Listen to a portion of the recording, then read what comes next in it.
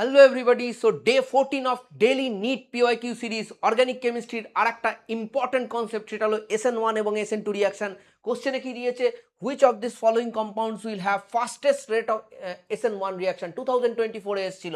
দেখো SN1 reaction মানে হচ্ছে হলো কার্বোক্যাটায়ন ফর্ম হবে। সো কার্বোক্যাটায়ন যদি ফর্ম হয় তাহলে তোমাকে দেখতে হবে শুধুমাত্র কার্বোক্যাটায়ন স্টেবিলিটি। কি করবে এই ধরনের কোশ্চেনে? পাতি এই ব্রোমিনগুলো যেগুলো তোমার হ্যালোজেন আছে এগুলোকে পাতি কেটে দেবে। কি করবে? পাতি কেটে দেবে এরকমভাবে। এরকম আমি হ্যালোজেনগুলোকে কি করছি? পাতি কেটে দিচ্ছি। কেটে দিয়ে কি করবে? কেটে দিয়ে ভেরি সিম্পল, কেটে দিয়ে তুমি কি করবে? ওই জায়গাগুলোতে পজিটিভ চার্জ বসিয়ে দেবে।